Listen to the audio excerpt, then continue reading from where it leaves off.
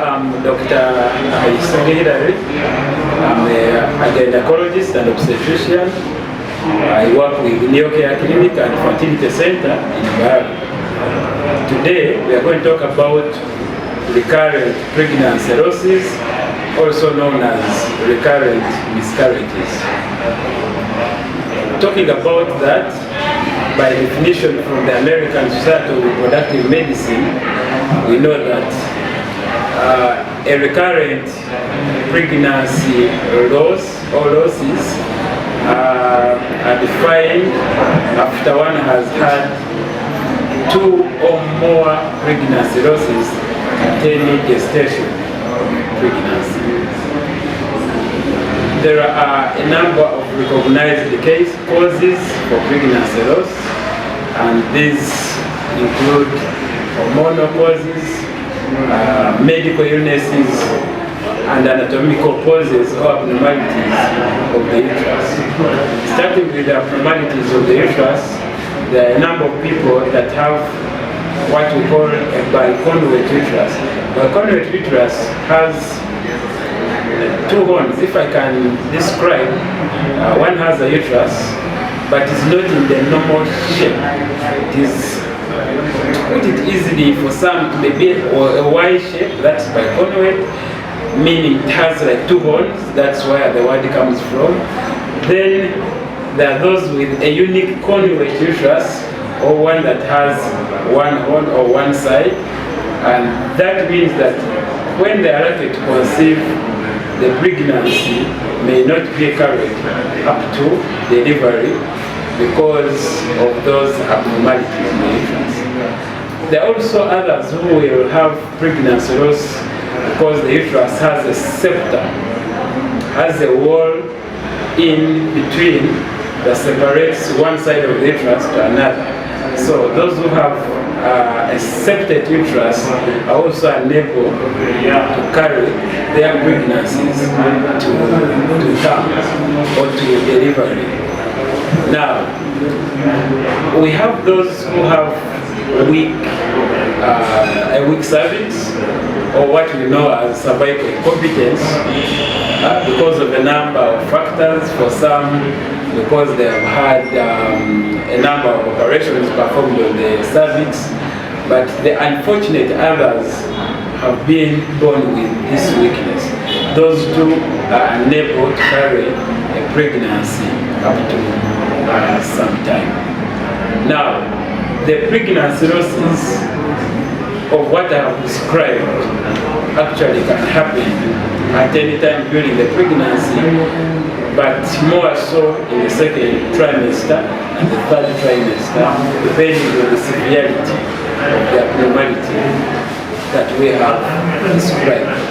Now, in other people, the biggest percentage of those who will lose their pregnancies, especially in the first 3 months, that is in 60% of miscarriages, they will happen because of abnormalities at the level of the chromosome, or chromosomal or genetic abnormalities of the embryo that has been formed. That happens, and this we must know happens as a contribution from the mother or the father. So paternal factors or maternal factors can together contribute to the genetic abnormalities that we call pregnancy losses. Now, there are those who have hormonal deficits or defects. For example, hyperprolactinemia, or those with an elevated level of the hormone called prolactin. These will lose their pregnancies because by nature, prolactin should only go high if one has a pregnancy towards term, or when they are still breastfeeding. So, if someone had hyperprolactinemia before pregnancy, when they are likely to conceive, then they will lose that pregnancy. Others with the thyroid abnormalities, hyper or hypothyroidism, lose their pregnancies. Those with diabetes uncontrolled blood sugar levels are also risks for pregnancy losses. Such medical conditions as hypertension, chronic hypertension, especially is in our settings a very big problem, and we are seeing a number of women coming in either because they had hypertension before pregnancy or others with pregnancy-induced hypertension.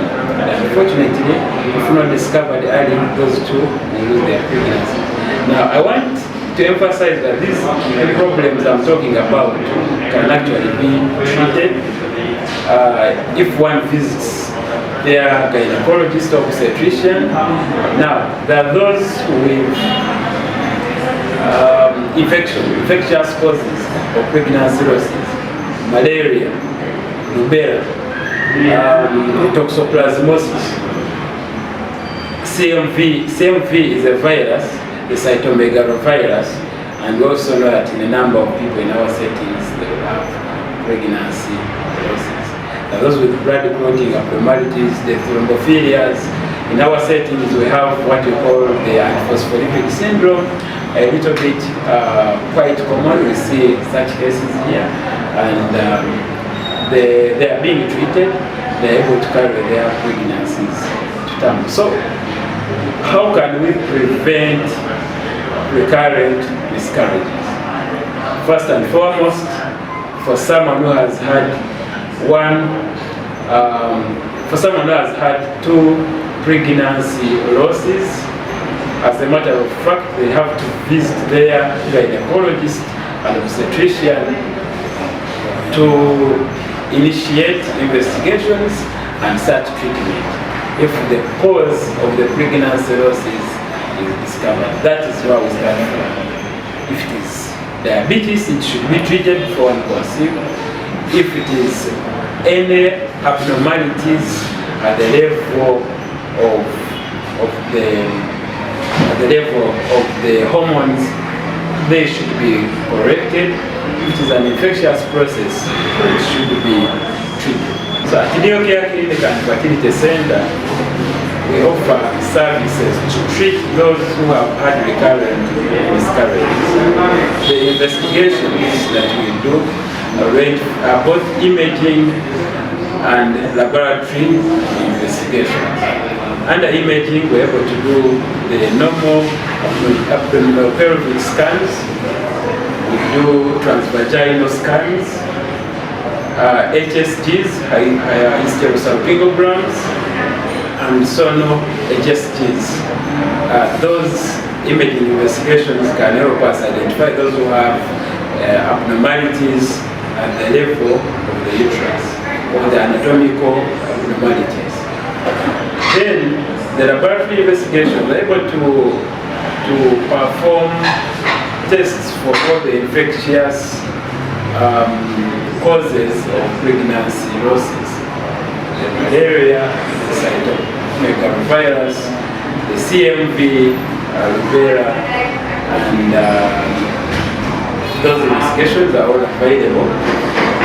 We are able to do the anticardiolipin tests for those who have Aheisibwe syndrome, and we're also able to manage the pregnancies when they have occurred. We usually want to emphasize that for women who have had recurrent pregnancy losses, those are high-risk pregnancies that by all means we have to treat.